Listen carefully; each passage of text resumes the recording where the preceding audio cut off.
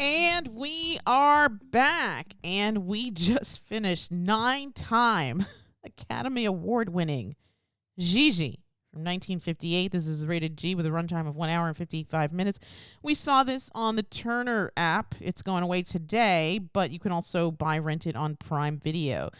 This is tagged as classical musical, comedy, musical, romance. And according to the IMDb blurb, weary of the conventions of Parisian society, a rich playboy and a youthful courtesan in training enjoy a platonic friendship which may not stay platonic for long. This is directed by Vincent Minnelli and Charles Walters, with writing credits to Alan J. Lerner, Colette, I guess it's a short story, and Niven Bush. This stars Leslie Caron as the aforementioned Gigi and Louis Jourdan as Gaston. I have seen this multiple times in the lens of 2025. Yes, I agree, it's icky. However, young me loved the shit out of this film, so I will come to me later. Gee, I think this is your first time seeing this from start to finish. Your impressions, please. It's dumb as hell. Why?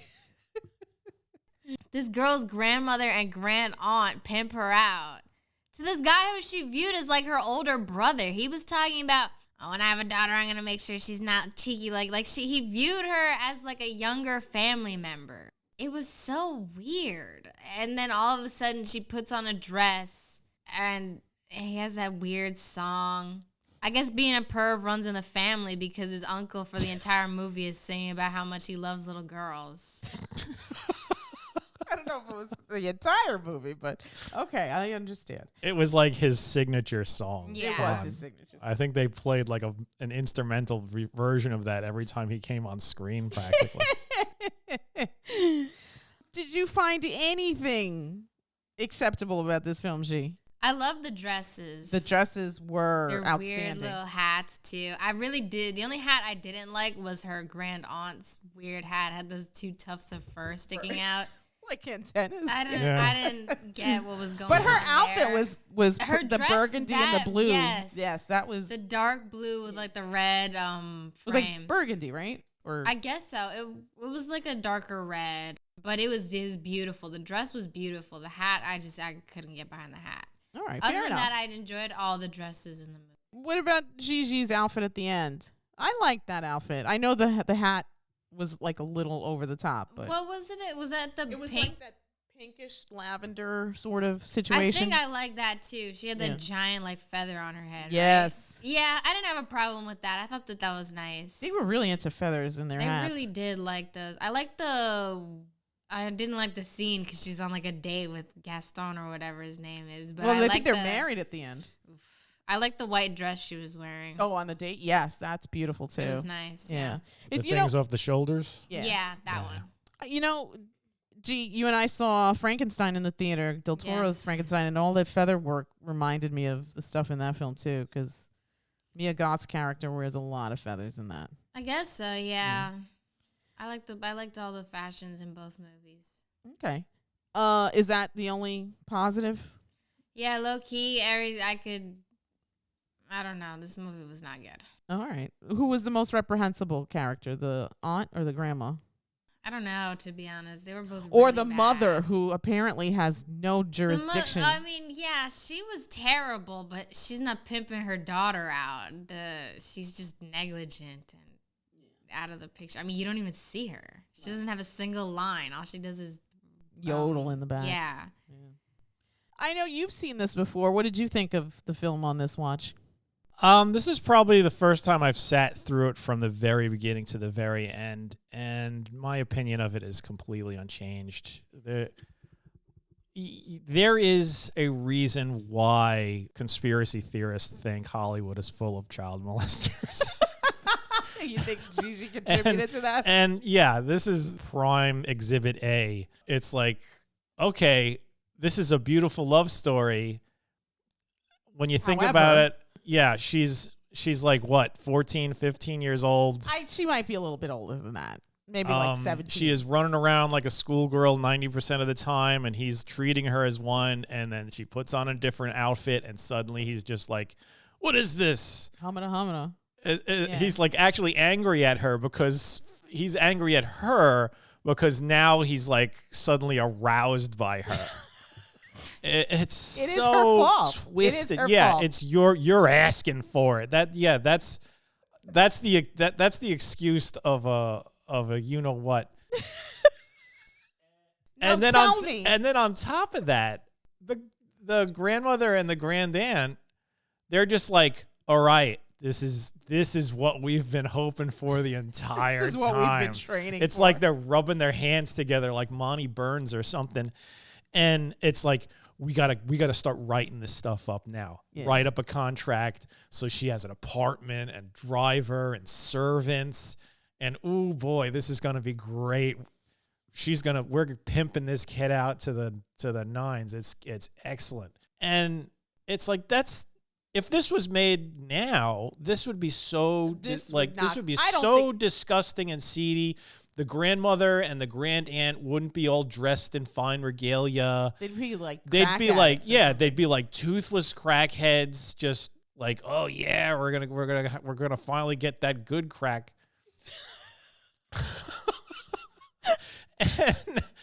and then it's like we're supposed to love this and think it's great because it has a soundtrack by Lerner and Lowe.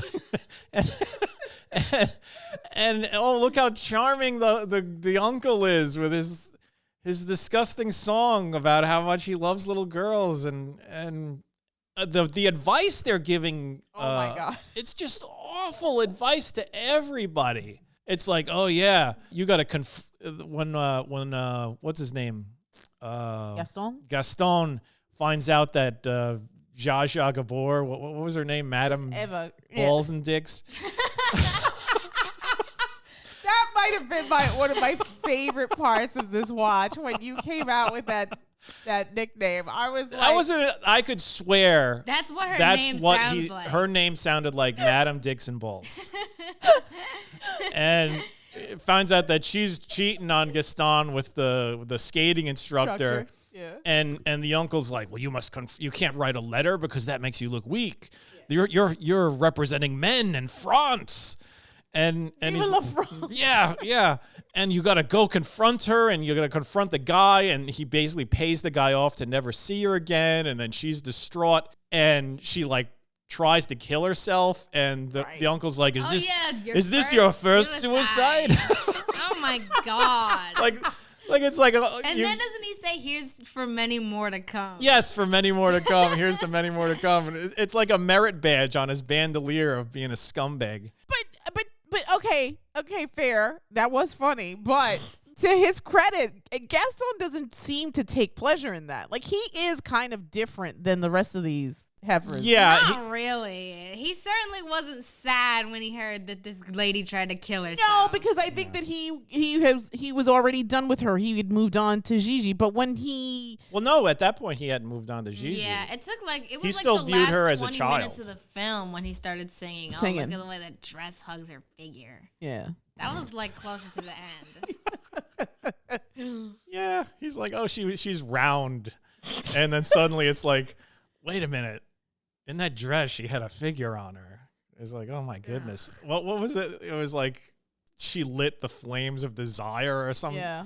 Oh my God. You're gross, man. You're gross. How could you? Yeah. All right. I agree. So I'm not making excuses for the behavior in this film. However, this does take place in the early 1900s where young girls were basically married off at like 14, 15, 16. But these girls weren't, like, she wasn't being prepared to be a girl that you marry. She was being prepared to be a prostitute, basically. A live-in prostitute. Courtesan, which is a nicer way of saying a prostitute. But basically that's what she's doing. She is exchanging sex, or what her aunt confuses as love, for all these niceties. Mm-hmm. So I saw this very young, and we, meaning you and I, grew up in the 70s and 80s, and so it wasn't acceptable then. What's that? This sort of stuff wasn't acceptable in the 70s. No, it wasn't. Either. However, because this came from the 50s, I think it wasn't looked at unfavorably. I think this film, because it won 9 Academy Awards, was always seen as this classical example of the musical genre within American film history. So I think this film has always, for the most part, had positive press. Yeah. But obviously, if you look at the underlying nefarious tones to it, it is kind of icky. However, I think during that time, there was a lot of stuff like that had nefarious tones or stuff that would be unacceptable today. But back then, they would basically put a pretty bow on it. Right. And it would just become, oh, that's not weird or creepy or stalkerish or disturbing. It's romantic. Right. I mean, you and we're going to pair this with All That Heaven Allows, which is a Cirque movie, which he is like the king of melodramas. And in that, it's also an age gap relationship. However, that's a little bit more acceptable. However, there's still this undertone of it not being okay, where her family and her social circle really come down on the main character because it's just not okay for her to be, I don't know if it's happy or sexualized or whatever it is, but it's just not okay. Her children put up a huge rumpus about this whole situation to the point where she breaks off with. Well, let's talk about that movie when we talk about that movie. But I just wanted to say, so even though that's also within the 50s, that obviously didn't, I mean, it wasn't as successful as Gigi, but it didn't also garner this bad look to it, even though it's. People had bizarre ideas of what was cool back in the 50s. In the 50s, yeah. So this is what I was going to say. So this movie, having been made in the 50s, to your point, you have the polish of the musical. You have these peppy, catchy songs. It's in Technicolor. In Technicolor, looks like candy. All these gorgeous costuming. So you've put this bow on this sort of icky topic to make it more palatable. So it doesn't excuse the story, but having grown up again in the 70s and 80s, when I first saw this film, I was completely captivated and charmed by it. I looked at it more as a romance because in the end, Gaston doesn't allow her to prostitute himself. He decides, and I want to marry her. I'm not saying it makes the movie better. I'm just saying that this was my read. And as a young girl that grew up on all the Disney princesses and the knight is going to come and save you and whatever, all of that tracked. So I think that in the lens of, I don't know when the first time I saw this, maybe 6 or 7 or 8 years old. I'm incredibly young, and obviously you have a different product of the time. Yeah, you have a different worldview when you're that young. So, you're not even really looking at the underlying message. Right, you think none of that came through. To me, it was just kind of to G's point, so all these pretty costumes and these catchy songs. I'm not really looking at the subtext here. Yeah, like I mean, there's literally a part where the grandmother's talking about why she's doing all this stuff, and she ends it with, to prepare you, and she's like, prepare me for what? And she's just like, why don't you just go get dressed for dinner or something like that? Right. So they do sort of like allude to, to be a prostitute. But they never actually come out and say it. So as a little kid, you probably didn't even register that line. You just realized, oh, look, she's suddenly wearing a pretty dress. Right. Oh, she grew up. Yeah, she's a woman now. She's a woman now. Yes, exactly. And just because you put on a dress doesn't make you a woman, but so in that lens, and plus the word courtesan isn't a word that's thrown around all the time, and unless you're looking it up to find out what the definition of that is, you're not going to know. So there's this innocence, right, I guess, as a young viewer watching this, but now as an adult, as the mother of daughters, and someone who tries to lead by example, I don't know that I would be okay with this. I completely agreed with the table. I think this isn't a model by which to teach your children how to no, we should not be training our children to be courtesans in the year of our Lord 2025.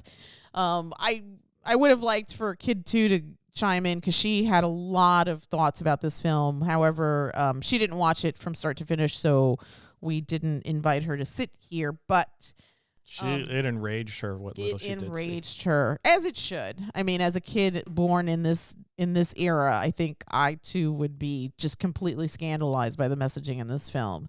But again, young me, 6, 7, 8 years old me, was completely charmed by this. But if I'm looking at it as like a historical document of the time, this was sort of the norm in 1900s. And I mean, unfortunately, in the year of our Lord 2025, we do still have child brides. So that is absolutely a thing. Yeah, that's the disturbing thing about Yes. reality. Yes. And so this one is obviously more of a fairy tale and fantastical take where there's a happily ever after. And that's not always the case in real life. But I just wanted to watch this as a relationship movie between someone who's significantly older to somebody that's significantly younger. I want to go back to you, G. Having said that, what do you think of... We're never given an idea of how old Gigi is, but let's say she's 17, for argument's sake, 16, 17. And let's say he's, I don't know, 27, 28. Let's say he's 10 years older than her. Is that permissible? No. Why would an adult man being with a teenage girl be permissible? Well, no, I'm wondering, as a child of the times, right? You're in that age group. Would you be okay, like, if your friend said, "Oh, I met Gaston and he really does it for me, but he's 10 years older"? No. What would you say to that friend? That's really, really weird. I probably wouldn't shame them because then they wouldn't like talk to me about it anymore, but I'd probably try to like sort of dissuade them from continuing to see him. Because the age thing is just a little too much, right? Yeah, she's getting groomed. Okay. Yeah, and a 28-year-old man should have nothing to say to a 17-year-old. The only reason why they're interested is because it's like, oh, I'm going to be the first one. Oof. Something gross like that. Yes. Those people are just disgusting. Yes. No, agreed. Yeah. I mean, again, that was the thing that was like funny about Gaston was like the reason why he liked her so much was because he thought everybody, I guess, of his own age and older was just boring. Right. And it was he just liked the fact that she did not adhere to the social norms. So he was just like, all right, no social norms being adhered to here. You make it sound so dirty. Because it is dirty. He's a disgusting perv. And I like that she's childlike. Serious. That was like childlike her main enthusiasm appeal to is him. arousing. He didn't want to be with a woman his own age. He picked a teenage girl. Yeah, I mean, in that lens, yeah, it sort of it makes this very disappointing because it's not okay, and yet this movie was celebrated. It won Oscars, which is the 9 of them, which is the top tier, right, award for films in this country. According to IMDb, this won Best Picture, Best Director, Best Writing Screenplay based on material from another medium, Best Cinematography Color, Best Art Direction, Set Decoration, Black and White or Color, Best Costume Design, which it definitely deserved, Best Film Editing, Best Music Original Song, and Best Music Scoring of a Musical Picture. So this went on to do super well for the studios and also critical acclaim.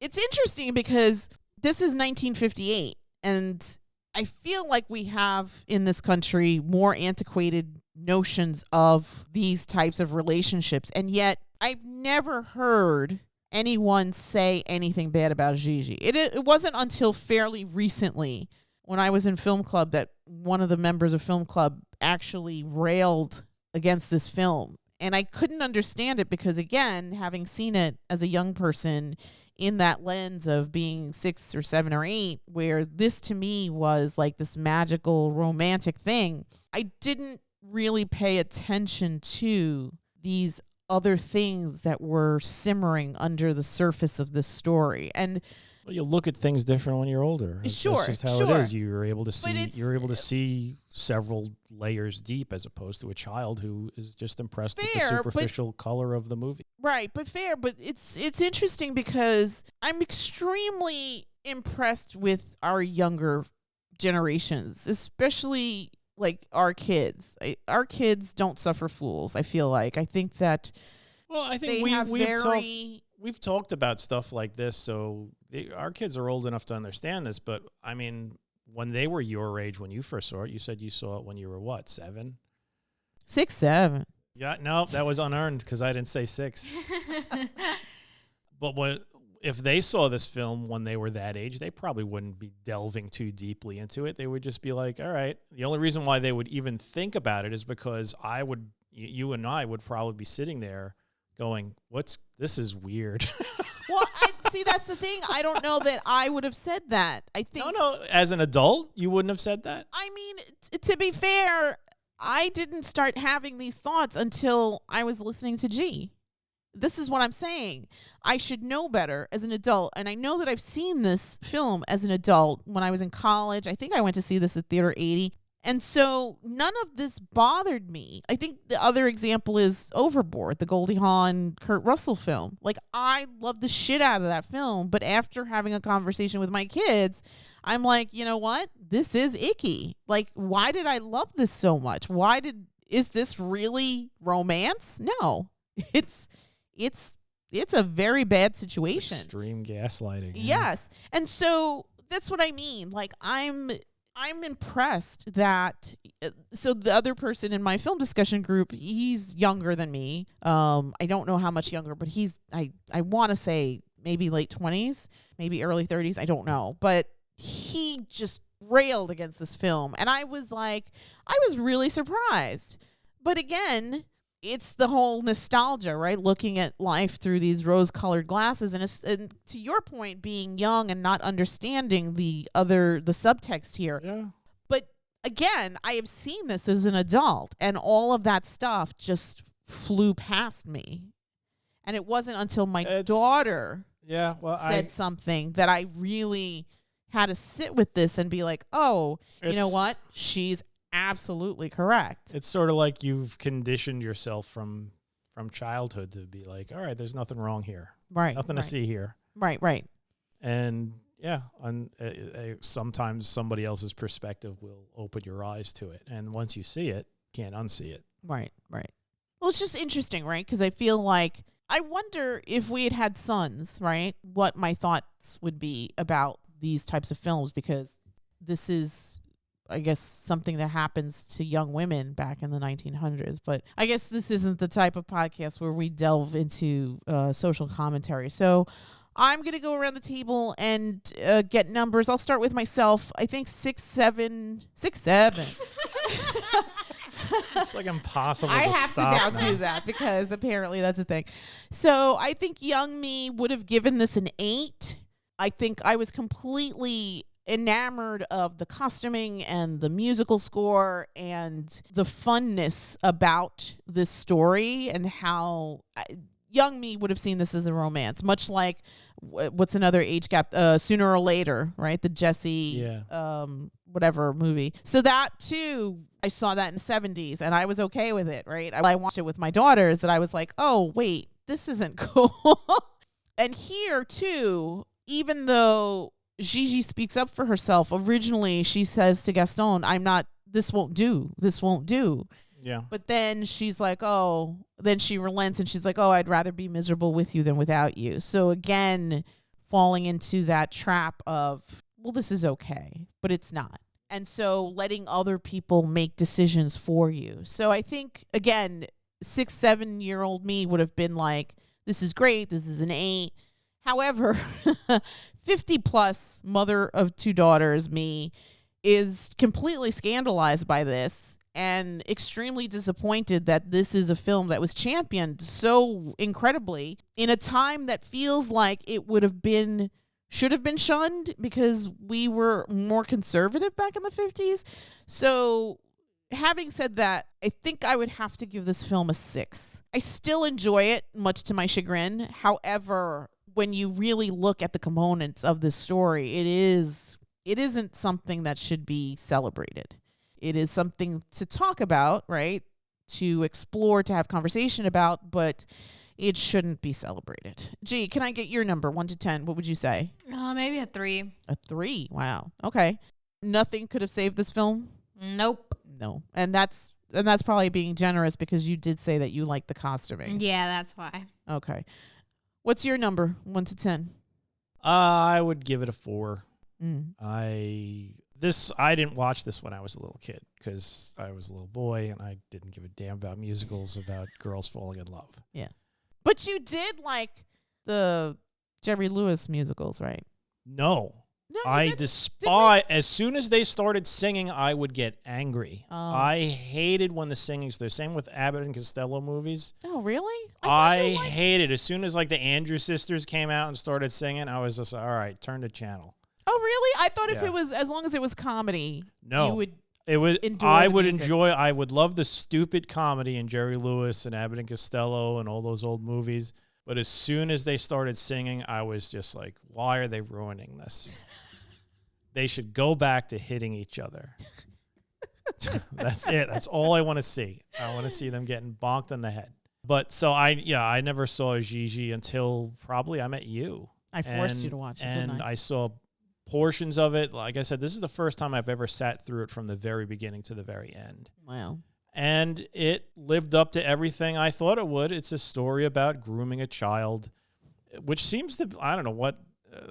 There's more stories about that than you think. Leslie Caron, she seems to be really into these types of movies. Yeah, because American in Paris, Lily right? was the same thing. Lily, right. Yeah. Yeah, okay. Yeah. She always played like the perennial young girl because Yeah. it's funny because at this I think point it's her face. She has a very young child's face, even Yeah. though you said she was like in her 20s when she did Gigi. she was like 25, 26 when she did this, and she'd already had her first kid. So she wasn't really a child when she made this film, but Yeah, she looks like a super child. young. Yeah, So yeah, which some dirty old man I'm sure likes. all the producers were just loving that. It's like, oh my God, we don't have to do anything really illegal.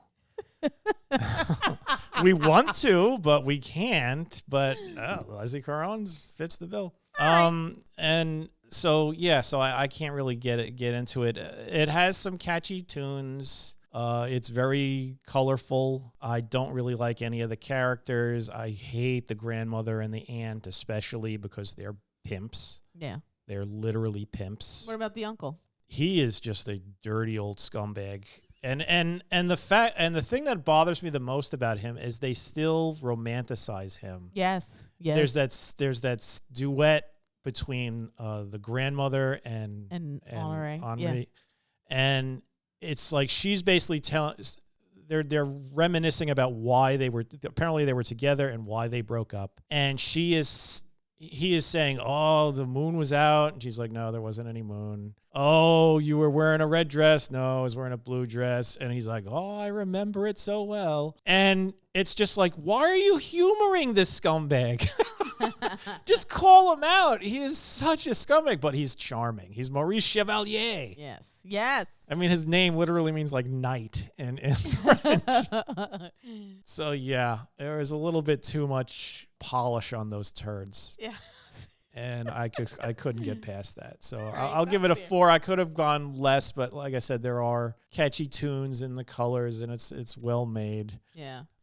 I don't like the subject matter at all. Yeah, so I would say skip Gigi. All right. I'm sure G would say skip Gigi. Yeah, don't watch this. I feel very torn because Mother Me is like, yeah, this is icky, don't watch it, but young me is like, oh, well, this is part of the tapestry of my childhood. I saw this with my parents many, many years ago originally, and I really enjoyed it then. And also, kind of to your point, Technicolor. I've always been a huge fan of Technicolor. I understand that it's a huge pain in the ass to make Technicolor movies, and that's why they stopped making them. They were incredibly expensive. It's just However- unnatural looking, but it's appealing still. Yes, It right? just everything just looks Like so candy. vibrant. And Yes. it's like, yeah, like you said, especially reds. Yes. Oh my God. It's The like reds in a the Technicolor red film. feels almost like a toxic color that they're not allowed to use anymore. like whoever was coloring it, they're all dead of like 8 kinds of hand cancer from Yes. painting those cells. Yes,